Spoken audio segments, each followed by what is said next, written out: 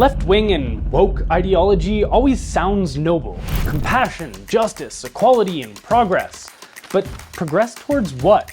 That's the question nobody ever seems to ask. To understand modern leftism, especially in its woke form, we need to go back nearly 200 years.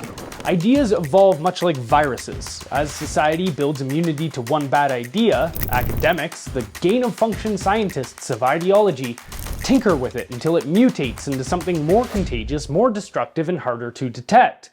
It started with Hegel, who proposed the dialectic, a process where two opposing ideas, thesis and antithesis, collide to form a new idea, synthesis. This became the engine of supposed progress. Marx took that framework and applied it to economics, dialectical materialism.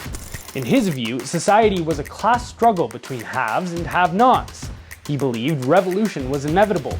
Workers would rise up, destroy capitalism, and create a communist utopia.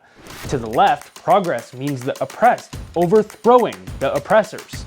But Marx's vision flopped. So Vladimir Lenin, the founder of the Soviet Union, retooled it.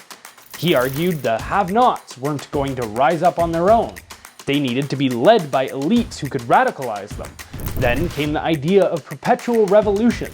Once one oppressor is toppled, the new ruling class becomes the next enemy. It never ends, and that's the point. When this too failed in the West, the Frankfurt School revamped Marxism yet again. They noticed that capitalism's material success inoculated workers against revolution. So they turned their sights on culture, education, media, churches, the arts. They called it the long march through the institutions. If they couldn't radicalize people economically, they'd do it socially and spiritually, slowly, generationally.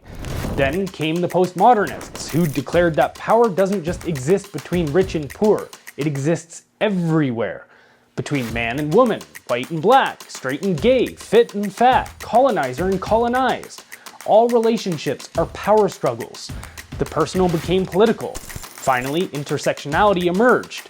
It claimed oppression isn't one-dimensional, it's a matrix. Every identity adds a new layer of victimhood.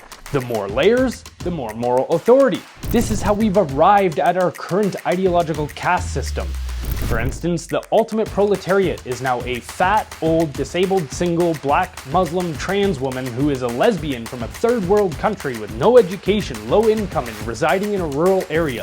The final bourgeoisie boss?